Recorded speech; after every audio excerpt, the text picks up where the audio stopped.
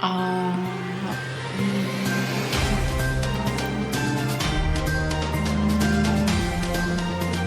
Ready? Hello. This blonde ignoramus will read anything we write on the teleprompter. Ha ha ha. Hey, you guys, that's not nice. You don't read anything that's on there. It's not fair. Stop. Stop. We have been alerted to a few locals taking offense at our style of reporting. Let's all follow the kindergarten rule number 1.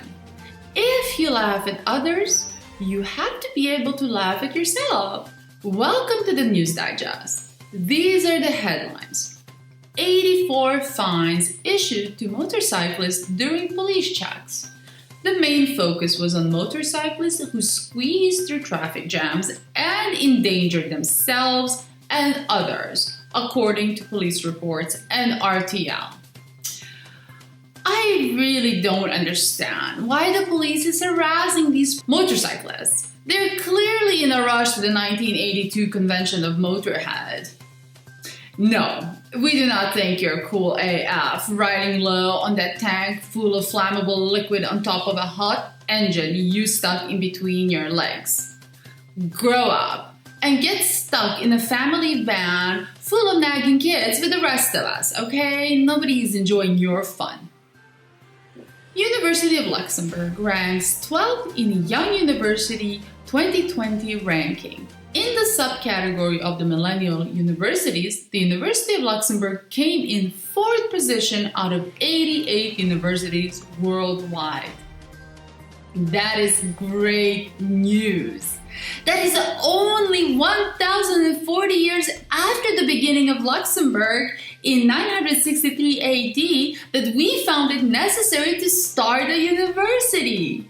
This demonstrates our humanistic approach to life. We are not at all obsessed with superficial issues such as money or banking or accounting or consumption. Well, not at all. We love to learn and explore new ways on how to make more, how shall we say, earthly belongings. Britain's post-Brexit plan has a truck-sized hole. Luxembourg Time has reported that UK has no plan on how trucks will travel from and to Europe. I have to say that watching the Brexit was more entertaining than a Tarantino movie. I mean, it has all the stereotypical characters. So we have Stuntman Mike, they're the Tories, just looking for things to crash into. Then we have Vincent Vega, who are the Labour Party. They want to be a good assassin and get their job done correctly, but they just keep messing up. And at the end, their plan just overdoses. And now we're in the scene of The Bride and the Crazy 88 in Kill Bill. It's just like blood, death, carnage. Will anybody come out as a winner? Well, has anybody ever survived in a Tarantino movie? I don't know, there's so many dead people there. Finally, I would like to mention a story about a Luxembourgish performance artist, Deborah de Robertis. She will have to pay a fine of 2,000 euros for indecent exposure in Lourdes, RTL Today has reported. In an act that she describes would join Mary and Mary Magdalene in one body, she stood nude with a blue hair covering in front of a sanctuary for the faithful. Alright, let's discuss nudity. Have you ever seen the Renaissance or Baroque interpretations of biblical scenes? Ever? I mean, we travel in masses to Italy each year to look at this. The Ecstasy of Saint Teresa by Bernini. Yeah, she looks like she just had a lot of ecstasy. And you might ask which one? Well, either the tablet at the club or the sexual one. Look at this, 1430, Michel Gambino. I mean, look at Jesus here. He looks like Tom Brady out of the Renaissance, but showing a bit of more than we asked for. Or this, Madonna and the Child Surrounded by Angels from 1454 by Jean Fouquet. talking about a bad boob job in the 15th century. Or this, the Ascension of Mary Magdalene by Jean Pollock from 1500. Okay, well here nudity is taken to another level. Do you see the fur on her body? Isn't it just better to leave her nude? Well, I am just wondering where we will get in this crazy century. Okay, complete and utter freedom and carnage of words on Twitter and censorship of artistic expression? Okay, and what's with the fear of the boobs? I gotta look at men's hairy nipples all summer long, every year.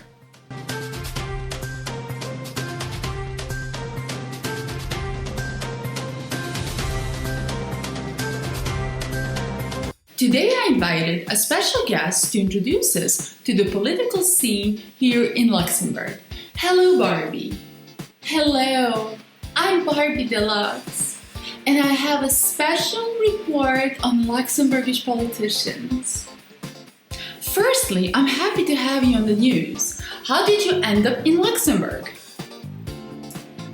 Oh, well, originally I'm from Malibu, but someone bought me in Luxembourg, and that is how I ended up here. Hence my name, Barbie Deluxe. Well, did you manage to make some new friends?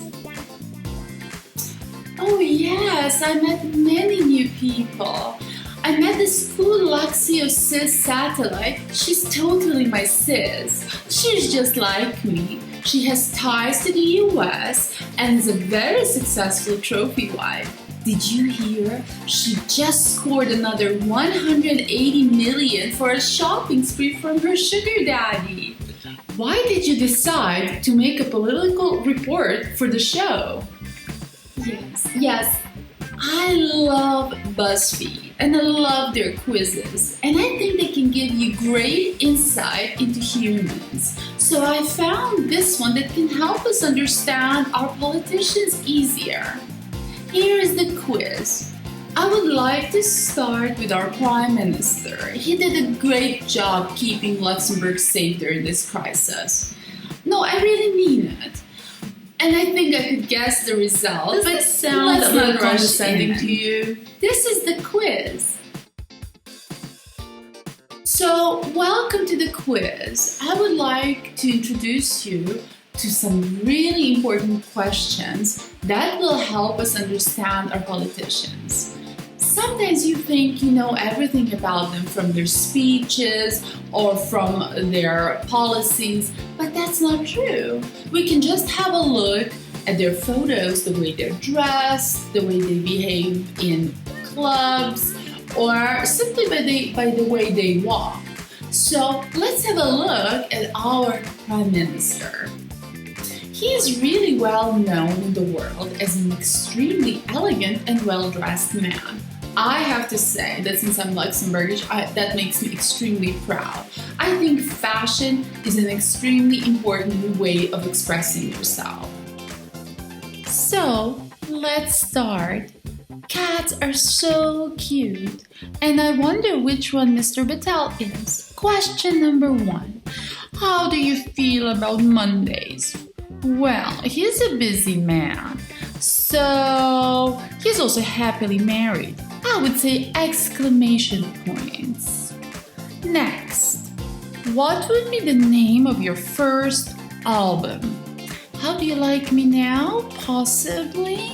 Southern Comforts? Yeah, there's lots of problems in the South.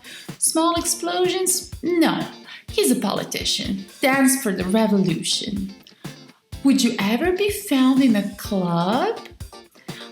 Well, I don't think no one needs to carry him there. And at home is boring. Every Luxembourger loves good food. Well, I'm sure he loves to boogie. Yes, absolutely this. What kind of milk do you prefer? Well, that's too political. So let's get to the point. Soy, of course. Pick a winter accessory. Well, the winter boots are on already. His layer of fat, he doesn't have any. Well, okay, the scarf addiction. Yeah. What were you made fun of as a kid? His beautiful hair? His great clothes? I think I would say... No, not this one. Yes, absolutely, for being too serious. Pick a dog? Well, everyone's favorite dog. Well, let's not talk about that. What would your gravestone say? That's so sad. I don't even want to talk about this. Like Luxembourg, little one with a big heart? I would say I proved them wrong. That's like revenge. How do you feel about dogs? Well, he's a nice guy. We already said he loves them. Voila! He is a Scottish fold. Are you a dog? Basically, you are outgoing and cheerful and love having a good time. Yeah, you have your introvert moments. Well, who doesn't? But that does not mean you don't love experiencing life at its fullest. Your mix of introvert and extrovert makes you empathic, drawing all kinds of people. Voila!